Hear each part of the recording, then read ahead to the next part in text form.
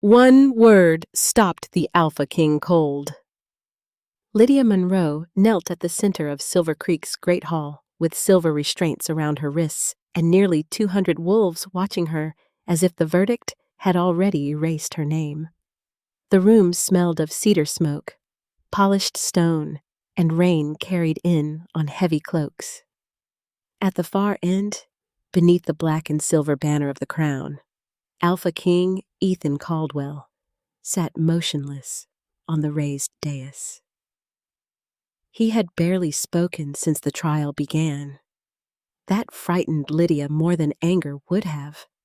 Anger could be understood. Silence left room for anything. On the stone pedestal between them rested the royal moon seal, a palm-sized disk of silver surrounding a black moonstone. That small object had destroyed her life in 3 days. It had been found beneath her mattress. Witnesses had sworn she wanted revenge against the pack. Blake Mercer, the Alpha who had rejected her a year ago, had looked directly at the court and called her bitter, unstable, and desperate to matter. Lydia had denied every accusation. No one had cared. She was the Omega who could not shift. The woman, her own intended mate, had cast aside. In Silver Creek, that made a lie easier to believe than her truth. Elder Warren Pierce stepped forward with the final document in his hands. His voice carried smoothly across the hall. By authority of Silver Creek and under Crown review, Lydia Monroe is found guilty of stealing a royal artifact and conspiring against the order of this pack. A murmur moved through the crowd. Lydia kept her eyes forward. She would not give them tears. Warren continued. At sundown, she will be severed from Silver Creek and sent beyond the northern boundary. No protected pack will be required to receive her. Someone near the back whispered. Even her own mate rejected her. A few people laughed softly. Lydia felt the words land where they had landed 100 times before. She let them pass. Blake stood among the witnesses in a dark blue coat, calm and certain. Their eyes met for 1 second. There was no regret in his face, only relief. Lydia understood something then. Whatever happened next, she would never again waste part of herself wondering whether Blake had made a mistake when he rejected her. He had known exactly what he was doing. Warren folded the judgment. Lydia Monroe, do you have any final words? The hall went still. Lydia looked toward Ethan. The Alpha King had steel gray eyes and the kind of stillness that made everyone else seem restless. He had watched Blake testify. He had watched Warren speak. He had watched the royal moon seal give faint silver pulses beneath the hands of men who swore they were telling the truth. Lydia had noticed those pulses. She had also noticed Ethan noticing them. Yet he had said nothing. So this was how it ended. Not with rescue, not with justice, with everyone waiting for a rejected Omega to disappear quietly. Lydia lowered her gaze. Beneath the collar of her faded gray dress, her mother's silver pendant had grown almost painfully warm. She remembered being 6 years old, her mother kneeling in front of her in a dark room, rain against the windows, fear hidden behind a gentle smile. Never say it because you are afraid, Mara had whispered. Never say it because you want power. Say it only when truth itself has been chained. Lydia had carried the word for 17 years without understanding it. She had nearly spoken it the night before in the dungeon. Something inside her had stopped her. Now there was nothing left to lose. Warren's voice sharpened. Your final words, Omega. Lydia raised her head. Only one. Blake frowned. Ethan's attention locked onto her. Lydia breathed in once. Then she whispered, Veyra. Every flame in the great hall turned silver. The royal moon seal trembled against the stone pedestal. Ethan's cup stopped halfway to the table. For the first time since Lydia had seen him, the Alpha King lost all control of his expression. He rose so suddenly that the entire hall fell silent. His face had gone pale. His wolf seemed to press into the room without a sound. Warren stepped backward. Blake stared at the glowing seal. Lydia remained where she was, heart pounding, because she had no idea what she had just done. Ethan descended one step from the dais and looked at her as if the rest of the court had vanished. When he spoke, his voice was quiet. Who taught you that word? Lydia swallowed. My mother. Something changed in Ethan's eyes. Not recognition of Lydia. Something older. Something impossible. His gaze dropped to the pendant beneath her collar, then returned to her face. What was her name? Lydia barely managed the answer. Mara Monroe. Ethan froze again, and this time, Lydia knew it was not the ancient word alone that had shaken the Alpha King. 3 days earlier, Lydia Monroe was wrapping a clean bandage around Molly Hayes's wrist when the bells began ringing over Silver Creek. Not celebration bells, warning bells. Every conversation in the infirmary stopped. Molly looked toward the window. What happened? Lydia tied the bandage gently and glanced outside. Wolves were crossing the courtyard in hurried groups. Pack guards were closing the gates. I do not know. The answer came a moment later. Blake Mercer stepped into the infirmary wearing the dark blue coat of Silver Creek's Alpha. 1 year earlier, Lydia had stood before this same man while he publicly rejected her as his intended mate because she could not shift. She had thought seeing him would always hurt. Now it mostly made her tired. Blake did not greet her. The royal moon seal is missing. Molly went pale. Lydia knew the name, though she had never seen the artifact. Captain Noah Bennett had brought it to Silver Creek several days earlier for a crown review of the northern border. Losing it was not simply embarrassing. It was a royal offense. No one leaves the compound, Blake continued. Every room will be searched. Lydia returned the remaining bandages to their shelf. Then search mine too. Blake's eyes rested on her a fraction longer than necessary. We will. Less than an hour later, Lydia stood in the small room above the infirmary, while 2 guards opened drawers, checked beneath her washstand, and moved the narrow bed away from the wall. Captain Noah waited near the doorway, with a locked black evidence case in his hand. He had said almost nothing since arriving. His attention remained on the search, calm and exact. 1 guard knelt beside Lydia's mattress, then he stopped. Alpha. Blake stepped forward. The guard pulled out a folded cloth bag. Inside it lay a round silver disc surrounding a black moonstone. The room became painfully quiet. Lydia stared at it. She had never seen the object before. Noah crossed the room immediately. Nobody touch it. He opened the evidence case and, using a clean cloth, secured the seal inside. Blake turned to Lydia. Explain? I cannot explain something I did not do. His expression hardened. It was under your bed. Then someone put it there. Lydia heard how weak that sounded.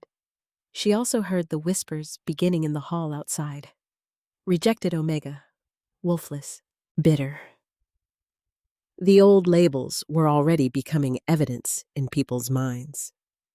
Warren Pierce arrived before Lydia was taken downstairs. The senior elder carried himself with the patience of a man who believed time belonged to him. "There may be a way to resolve this quietly," he said. Lydia looked at him. Molly had been brought into the room behind him, trembling. Warren continued. "Molly had access to the kitchen corridor near the records wing. She could have carried the seal upstairs without anyone noticing." Molly's face drained of color. "I did not." Warren ignored her. His eyes remained on Lydia. "You only need to say she gave it to you. Confusion, poor judgment, fear. The court may show mercy to someone of your circumstances." Lydia understood him perfectly. He was offering her a life purchased with Molly's. Molly had a younger brother who depended on her. Lydia knew that because Molly talked about him every time she came to the infirmary. Lydia also knew fear when she saw it. "No," Warren's expression barely changed. "Think carefully. She did not give me anything." "You cannot know that. I know she is innocent of putting that seal in my room." Blake stepped closer. "Lydia, this is not the time for stubborn pride." She looked at the man who had once told an entire pack that she was too broken to stand beside him. "It is not pride." Her voice stayed quiet. "It is the truth." Warren gave a small sigh. "Then you may discover how expensive truth can become when no one believes you." Lydia was escorted from the room before sunset. No one harmed her. They did not need to. The looks from people she had treated, fed, and comforted were enough. By nightfall, she was alone in the dungeon beneath the great hall, listening to footsteps pass above her. She sat on the narrow bench and reached beneath her collar for the silver pendant her mother had left behind 17 years earlier. The metal was usually cool. Tonight, it was warm. Lydia frowned and closed her fingers around it. The warmth deepened. Then, for the first time in her life, a faint silver line appeared across the crescent engraved on its surface. Lydia kept her fingers wrapped around the pendant until the silver line faded. The warmth did not. It pulsed softly against her palm, almost like a second heartbeat. She sat very still on the narrow bench in the dungeon, listening to the quiet beneath the great hall. Somewhere above her, doors opened and closed. Boots crossed stone. Voices came and went. No one came for her. That should have made the night easier. It did not. She lowered her eyes to the crescent pendant. She had worn it every day since she was 6 years old. Her mother had fastened it around her neck on the last night Lydia ever saw her. She remembered rain on the windows, a single candle burning low, Lydia Monroe kneeling in front of her with both hands around Lydia's small shoulders. Her mother had looked frightened, though she had tried to hide it behind a smile. "I need you to remember one word," Mara had said. Lydia had thought it was a game. "What word?" Mara leaned closer. "Velora." Lydia repeated it carefully. Mara made her say it again until the strange syllables felt familiar. Then her mother's expression changed. "Never speak it because you are afraid. Never speak it because you want power. Speak it only when truth itself has been chained." Lydia had not understood. She still did not.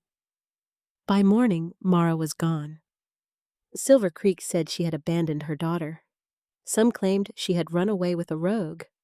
Others said she had simply grown tired of raising a weak Omega child. Lydia had spent 17 years pretending those stories no longer mattered. Sitting alone in the dungeon, she realized they still did. The pendant warmed again. Lydia turned it over. The faint silver line returned across the engraved crescent. She whispered, "What are you trying to tell me?" Nothing answered. Her own voice sounded small against the stone. She closed her eyes and remembered the word. Veyra.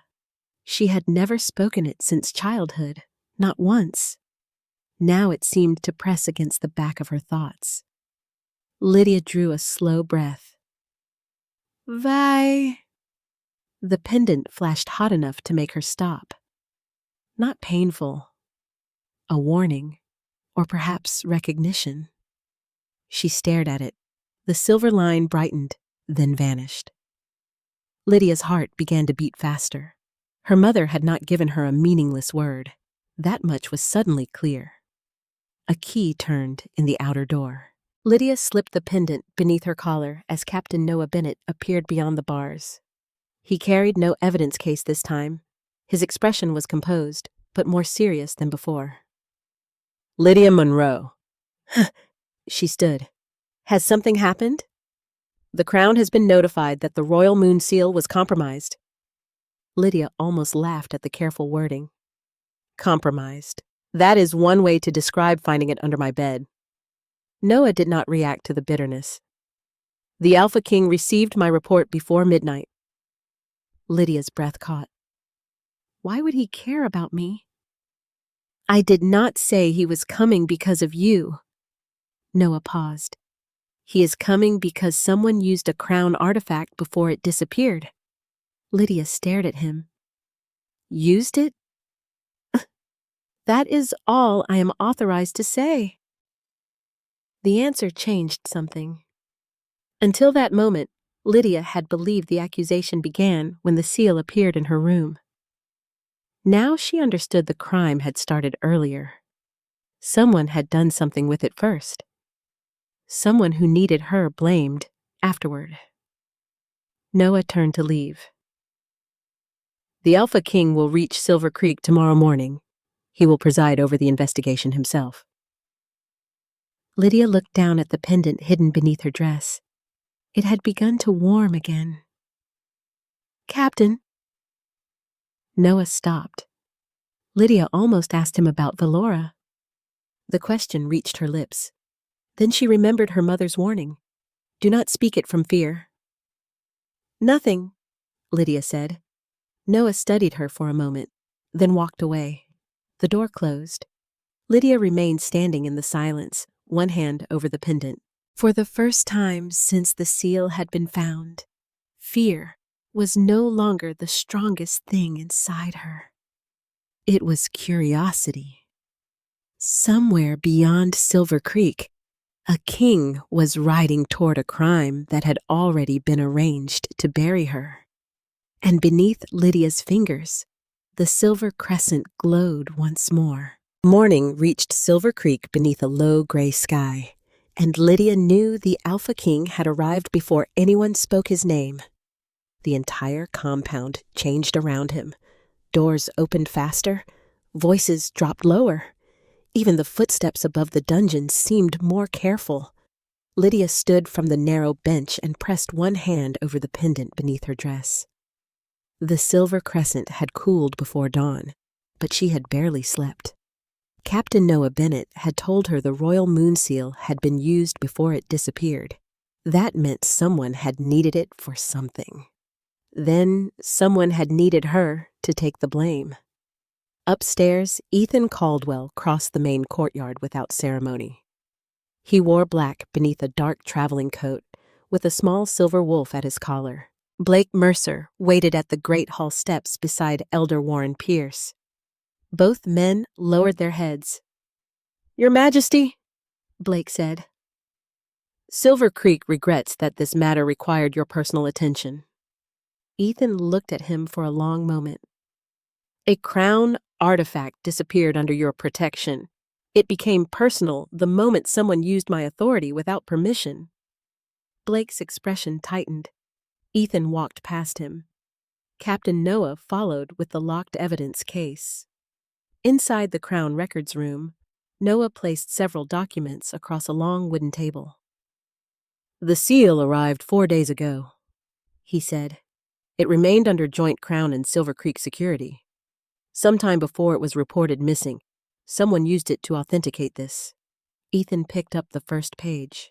The document transferred administrative control of Frost Pass away from the Crown and toward interests connected to Blackridge. The impression at the bottom was genuine. The order itself was not. Ethan had never approved it. "Who had access to this room?" he asked. Warren answered. "Senior staff, council members, certain guards."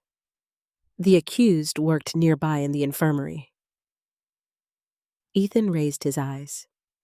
"Working nearby is not the same as having access."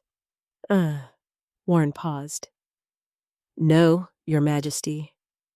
Then I want names, schedules, keys, and every person who entered this wing."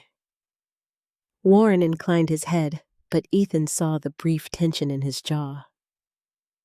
He stored the reaction away.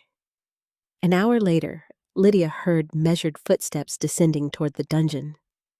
She expected Blake.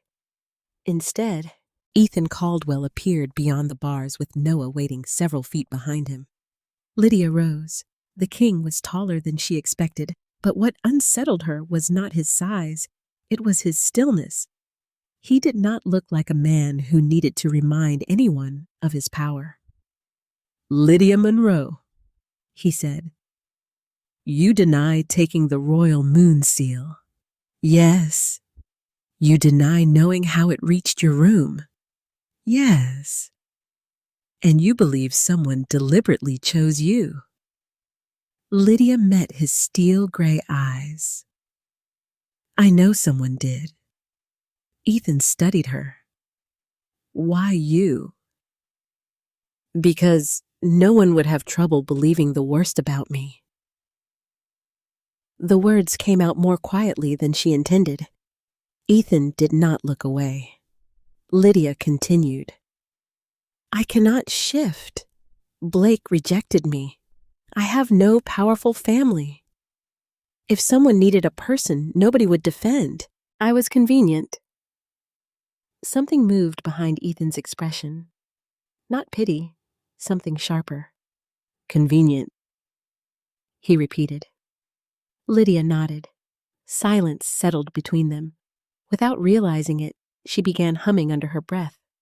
4 soft notes, the same melody her mother used to sing during storms when Lydia was a child. Ethan went completely still. "Stop." Lydia did. "What?" "That melody." His voice had changed. "Where did you learn it?" Lydia frowned. "My mother." Ethan stepped closer to the bars, though he did not touch them. "Her name?" Lydia hesitated. "Mara Monroe." For one brief second, Ethan's control slipped. His eyes sharpened as if a memory had surfaced and disappeared too quickly to catch. Then he turned away. Lydia watched him leave, more confused than before. Beneath her collar, the pendant warmed against her skin. Upstairs, Ethan entered the great hall where Blake, Warren, and the council waited. "The Crown trial begins tomorrow morning," he said. Warren gave a small nod. "Of course." Ethan looked toward Captain Noah. "Bring the royal moon seal." Blake's confidence faltered. Ethan continued. "Every witness will place one hand on it before giving testimony." The room went silent. Warren's face changed for less than a second. Ethan saw it, and for the first time since arriving at Silver Creek, he knew the truth was already beginning to make someone afraid. By the next morning, Silver Creek's great hall no longer felt like a gathering place. It felt like a judgment waiting to happen. Lydia stood near the center beneath the high timber beams, her wrists secured in silver restraints, while pack members filled the benches along both walls. Captain Noah Bennett placed the royal moon seal on the stone pedestal in front of the court. Ethan Caldwell sat on the raised dais at the far end. Blake Mercer stood with the witnesses. Warren Pierce held the trial record in both hands. Lydia noticed everything because there was nothing else she could control. Blake was called first. He stepped forward with calm confidence and placed his right hand on the royal moon seal. "Do you swear that your testimony is true?" Warren asked. "I do." The seal gave a faint silver pulse beneath Blake's palm. Lydia saw it. So did Ethan. Blake continued. He told the court Lydia had grown bitter after his rejection. He claimed she had spoken angrily about Silver Creek leadership. He said she had wanted to embarrass him and damage the pack before he could strengthen ties with the crown. Lydia stared at him. None of it had happened. Blake knew that. His voice never shook. When he finished, Ethan asked only one question. "Did Lydia Monroe ever tell you she intended to steal a crown artifact?" Blake hesitated. "Not in those exact words." "Then do not give me conclusions where I asked for facts." The room went quiet. Blake stepped back. Warren called another witness, a records clerk who claimed Lydia had been seen near the Crown Records Room 2 evenings before the seal disappeared. The clerk touched the seal. Again, a faint silver shimmer moved across its edge. Ethan's eyes narrowed. Lydia felt the first small spark of hope she had allowed herself in 3 days. Then Molly Hayes was called. Lydia's hope turned into dread. Molly looked pale as she approached the pedestal. Her hands trembled. "Do you swear your testimony is true?" Warren asked. Molly swallowed. "Yes." She touched the seal. Nothing happened at first. Then a soft glow moved across the black moonstone and faded. Molly looked toward Lydia. "I saw Lydia in the east corridor that night." Warren leaned forward. "Near the records wing?" Molly hesitated. "The east corridor connects to the infirmary. That is not what I asked." Molly's eyes filled with fear. Lydia understood. Warren was not asking for truth. He was guiding it. Molly took a breath. "I saw her near the corridor. I did not see her enter the records room." A murmur passed through the hall. Warren's expression cooled. "No further questions." Lydia wanted to thank Molly, but she did not risk speaking. The pack healer came next. He told the court Lydia had never shifted and that no wolf had ever answered inside her. His testimony had nothing to do with the missing seal, but Warren let every word remain in the room. Wolfless, defective, unfit. The old judgments returned dressed as evidence. Someone behind Lydia whispered, "Why would the crown believe her over all of them?" Blake looked at her with the same calm expression he had worn the day he rejected her. "You should have accepted your place," he said quietly. Lydia met his eyes. "I did." Blake frowned. She continued, "My place just was not beneath you." For one heartbeat, even Ethan looked at her differently. Warren immediately rose. "The evidence is sufficient." Ethan's gaze moved toward the royal moon seal. Lydia saw the question in his expression. He had noticed every pulse, every hesitation. Yet he still had not stopped the trial. Warren began reading the judgment. The words seemed to come from far away. Guilty, severed from Silver Creek, sent beyond the northern boundary. No protected pack required to receive her. Lydia listened without lowering her head. Her mother's pendant had begun warming beneath her dress. By the time Warren folded the judgment, the silver crescent felt almost alive against her skin. Warren faced her. "Lydia Monroe, do you have any final words?" The entire hall went silent. Ethan leaned forward. Lydia closed her fingers around the hidden pendant. And somewhere deep in her memory, her mother's voice returned with perfect clarity. Lydia heard her mother's voice as clearly as if Mara were standing beside her. Never speak it because you are afraid. Never speak it because you want power. Speak it only when truth itself has been chained. Warren waited. The hall waited. Even Blake's expression had changed. Not because he understood what was happening, but because Lydia was no longer looking at him. She was looking at the royal moon seal. The black moonstone at its center seemed darker than before. Her pendant grew warmer beneath her dress. Lydia drew one slow breath. Veyra! She did not shout it. She barely raised her voice. Yet the word moved through the great hall like something that had been waiting centuries to be heard again. Every flame along the walls turned silver. The royal moon seal trembled against the stone pedestal. A soft tone filled the room, low and clear, like the sound of glass touched by a distant bell. Ethan's hand stopped above the arm of his chair. For one heartbeat, he did not move at all. His face lost every trace of royal control. Then he stood. Warren stepped backward. What is this? No one answered him. Lydia could barely breathe. She had expected nothing. Perhaps embarrassment. Perhaps another reason for the court to call her strange.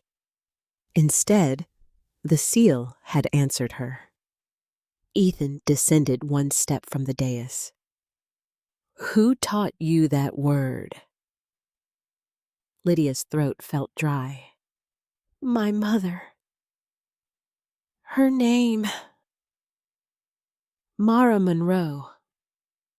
Something passed through Ethan's eyes. Recognition. Not of Lydia, but of something connected to the name. Warren recovered first.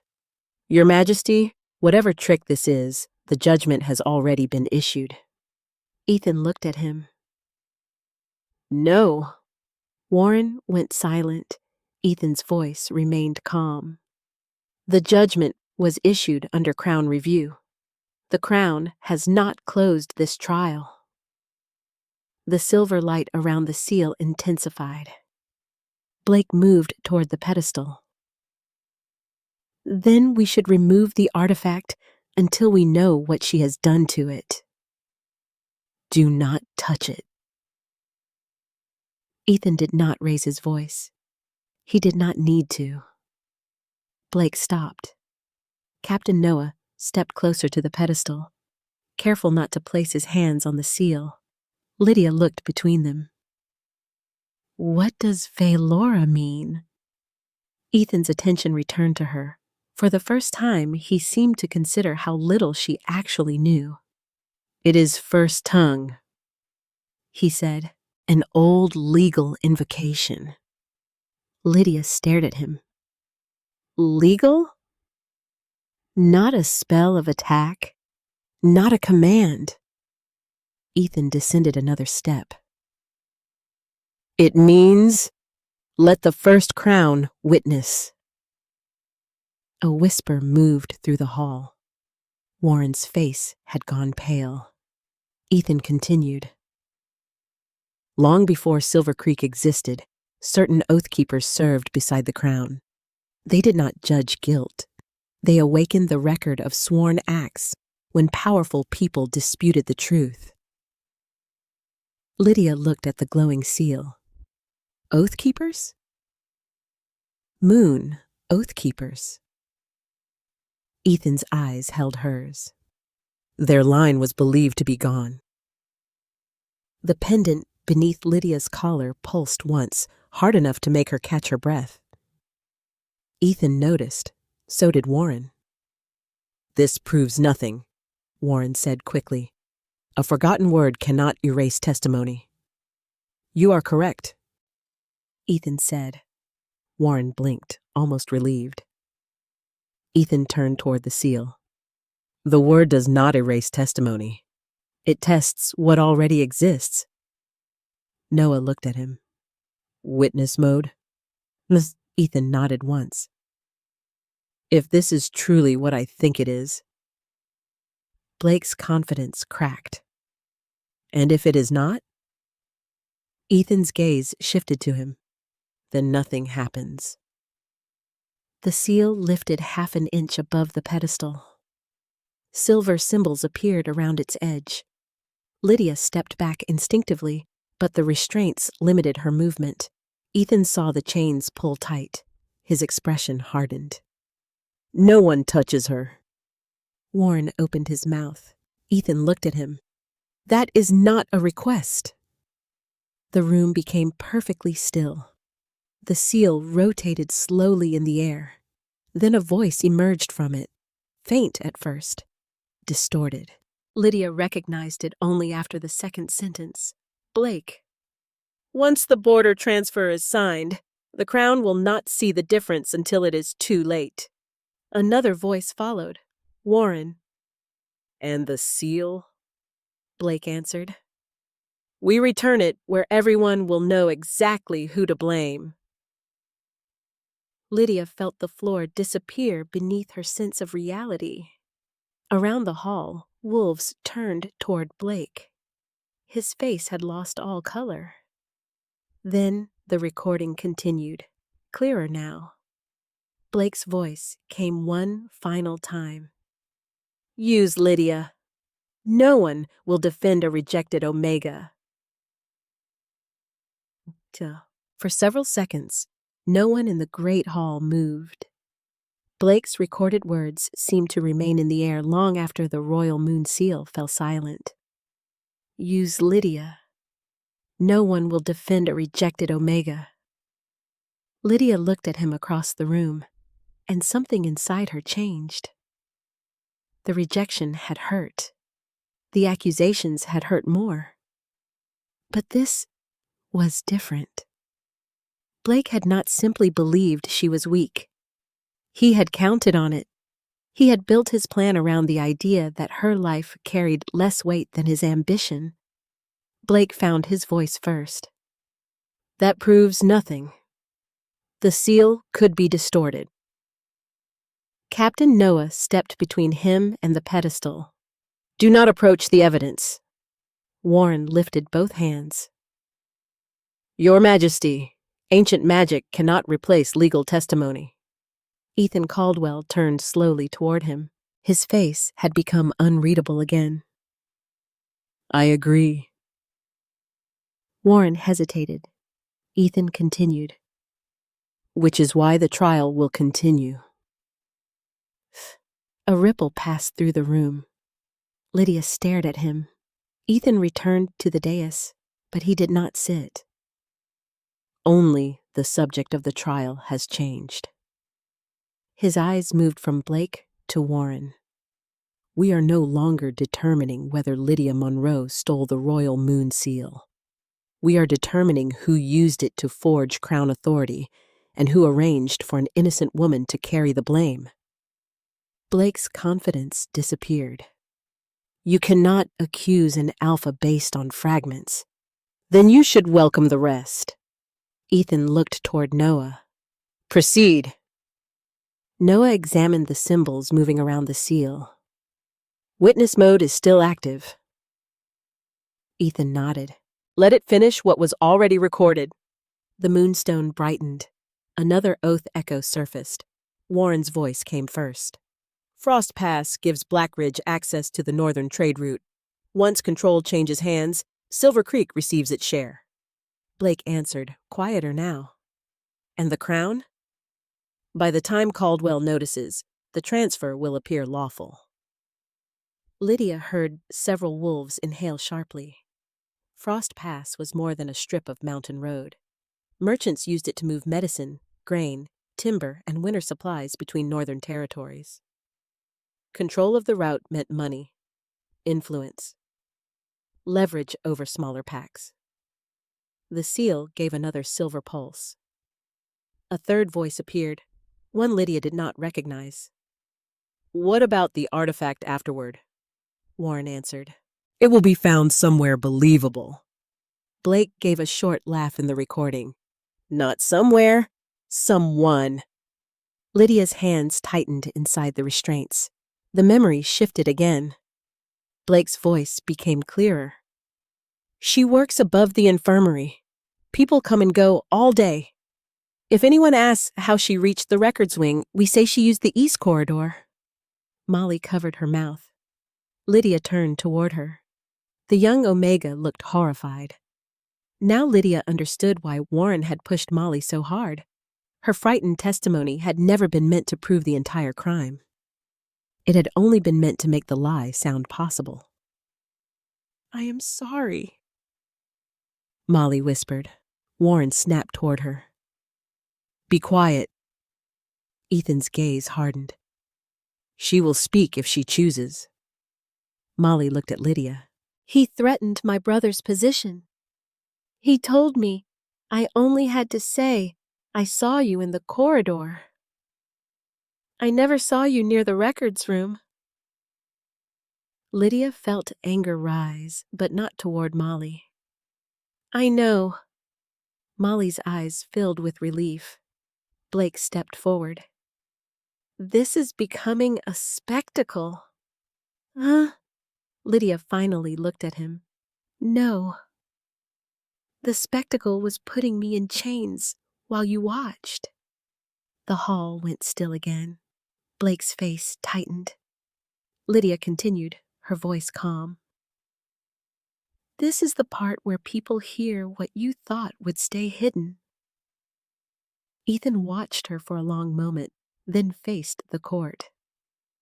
Captain Bennett, secure every forged Frost Pass document. Warren Pierce and Blake Mercer will remain under Crown authority until this inquiry is complete. Warren's composure finally cracked. You do not understand what you are awakening. Lydia's pendant suddenly moved beneath her dress. Not warmed, moved. A tiny click sounded against her chest. She looked down. A thin silver seam had opened along the crescent. Ethan saw it at the same moment. Lydia. She slipped trembling fingers beneath her collar and lifted the pendant into the light. The crescent opened by itself. A soft glow formed between its two halves. Then a woman's voice, gentle and familiar after 17 impossible years, filled the silence. Lydia, if you are hearing me, then Veyra has answered you. The voice from the pendant was older than Lydia remembered, but she knew it instantly. Mara Monroe, her mother. Lydia forgot the crowded hall, forgot Blake, forgot Warren. For one impossible moment, she was 6 years old again, sitting beside a window while rain touched the glass. Lydia, Mara's voice continued. If Veyra has answered you, then the protection around you has begun to fade. Lydia could barely breathe. The pendant glowed between her fingers. No image appeared. No ghost stepped into the room. Only the message Mara had left behind 17 years earlier. You were never wolfless, Mara said. A sound moved through the hall. Lydia heard none of it. Our family carried an old responsibility. We were moon oath keepers. We could awaken records bound to the first crown and challenge false authority when ordinary testimony was not enough. Lydia looked toward the royal moon seal. The silver symbols around it were beginning to dim. When you were a child, people were searching for the last families who carried that gift. I could not let them find you. Mara's voice softened. So I hid what they would recognize. Your wolf, your deeper scent, your connection to the old oath. Lydia's eyes burned. For years, she had believed something inside her was missing, broken, empty. Now the truth was almost harder to accept. It had been there all along. The seal I placed on you was never meant to punish you, Mara continued.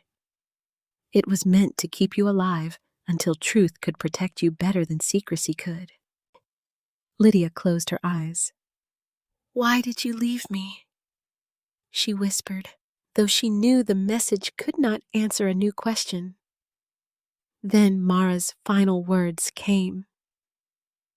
If you remember nothing else, remember this. I did not leave because I stopped loving you. I left because they were following me, and I needed them to keep following. Lydia's breath caught. The great hall disappeared behind tears she refused to hide. Her mother had not abandoned her. Mara had drawn danger away. The pendant gave one final pulse of warmth. Live as yourself, Lydia, not as what fear made you hide. The light faded. Silence returned. Lydia stood perfectly still. Then something stirred inside her. Not magic from the seal, not a voice from the pendant, something deeper, familiar, even though she had never felt it before. Warmth moved through her chest. Her senses sharpened. The scent of cedar smoke became clearer. She heard rain beginning against the high windows, and beneath all of it came a presence that had been waiting patiently for years. Her wolf. Lydia did not shift. She did not need to. A silver-white shape seemed to rise in the quiet place inside her mind, calm and watchful. Lydia covered her mouth. You were there, she whispered. The wolf answered with a feeling rather than words. Always. Across the hall, Ethan inhaled sharply. Lydia looked at him. Something had changed in his face. The same invisible recognition moved through her. Pine. Winter air. A strange pull toward him that had not existed before. Ethan felt it too. She knew by the way his wolf surfaced behind his steel-gray eyes. Neither of them spoke the word, mate. Not yet. Ethan looked away first. Not from rejection, from restraint. He turned toward Captain Noah. The charges against Lydia Monroe are dismissed in full. Noah nodded. Ethan continued. Blake Mercer and Warren Pierce will remain under Crown authority while the forged Frost Pass transfer is formally prosecuted. Molly Hayes acted under coercion. She is protected from retaliation by order of the Crown. Warren tried to speak. Ethan stopped him with one look. You had your opportunity to testify. Blake stared at Lydia. This changes things between us. Lydia faced him. No. Her voice was steady. It only changes what everyone knows. Blake swallowed. Lydia continued. You rejected the woman you believed was weak. You do not get to reach for her now because you discovered you were wrong. Blake lowered his eyes. Captain Noah approached Ethan with a small silver key. Lydia expected the king to unlock her restraints. Instead, Ethan took the key and walked toward her. He stopped several feet away. Then he held it out. They are your chains, he said quietly. You should be the one who removes them. Lydia stared at the key. Slowly, she took it. The lock opened with a soft click, then the second. The restraints slipped free into her hands. No applause followed. Lydia was grateful for that. This moment did not belong to the crowd. Ethan's gaze dropped briefly to the open pendant, then returned to her. The Royal Citadel holds records about the Moon Oathkeepers. If you want answers, they will be made available to you. Lydia felt that strange new bond pull between them again. Ethan did not step closer. "And if I do not go?" she asked. "Then you do not go. Simple. No command, no claim." Lydia looked at the man fate had suddenly placed in front of her. Then she walked past him. Ethan let her. At the doors of the great hall, Lydia stopped and looked back once. The king was still watching her, but he had not followed. For the first time in her life, Lydia had learned that destiny could find her without owning her. And now, the next choice was finally hers. 6 weeks changed Lydia Monroe in ways no one at Silver Creek would have understood by looking at her. She was still the same woman who preferred quiet rooms to crowded halls. She still reached for bandages before jewelry. She still spoke softly when softness was enough. But at the Royal Citadel, she learned the difference between being quiet and being small. Ethan Caldwell kept his promise. He gave her access to the old Crown archives, assigned no guard to watch her, and never once asked her to accept the bond that had begun to awaken between them.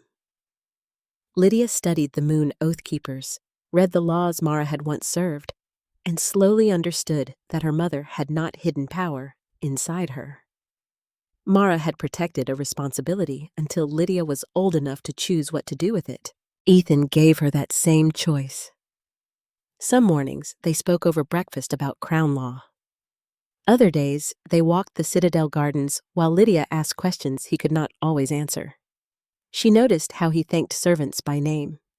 He noticed how she stopped to help an elderly clerk carry a stack of records without thinking twice. Their bond deepened quietly. No command, no claim, no rush. Then Lydia asked to return to Silver Creek. "Are you certain?" Ethan asked. "Yes." She looked toward the northern road. "I left that hall innocent, but I still left as the woman they expected to disappear. I need to go back as myself." Ethan did not argue. When Lydia entered Silver Creek's great hall again, no restraints waited for her. No one whispered loudly enough for her to hear. Molly Hayes stood near the front, no longer trembling. Captain Noah Bennett waited beside the crown table. Blake Mercer was absent, his authority already stripped while the crown completed its judgment. Warren Pierce had lost his council position and faced formal sentencing for falsifying crown records and abusing royal authority. Frost Pass had been returned to direct crown control, and the fraudulent transfer was void. Lydia walked to the same stone pedestal where she had once stood accused.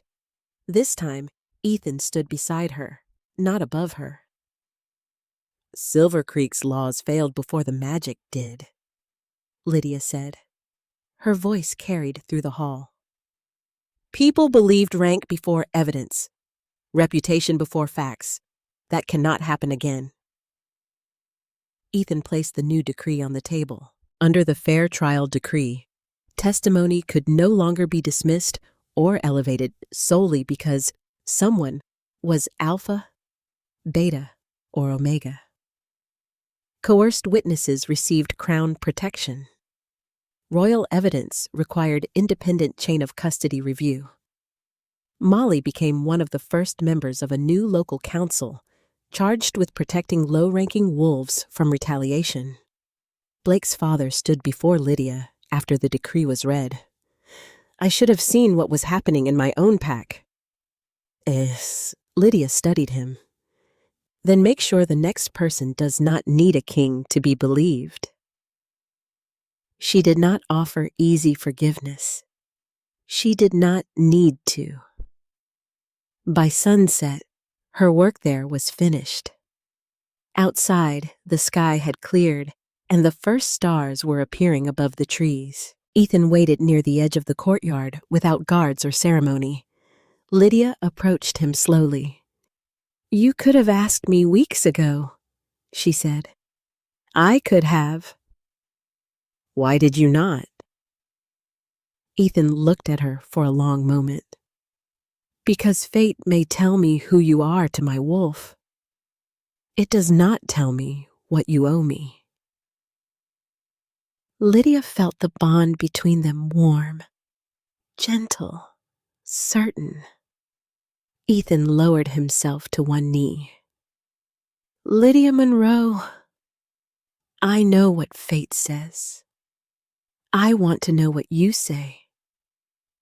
Will you choose me? She thought of the woman who had once stood in this place, believing rejection had defined her future. Then she looked at the man who had opened her chains and stepped back. Lydia placed her hand in his. Yes. The bond settled between them like warmth after a long winter.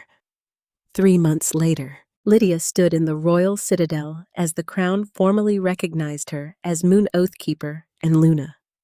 The royal moon seal rested before her. Ethan stood at her side. Lydia touched the silver edge and spoke one familiar word. Veyra. Ethan paused, then smiled. This time, no one was on trial. The word that once exposed a lie now opened a promise built on truth. Maybe that is the lesson worth keeping. Strength is not always the loudest voice in the room, and love means little without choice and respect. What would you have done in Lydia's place?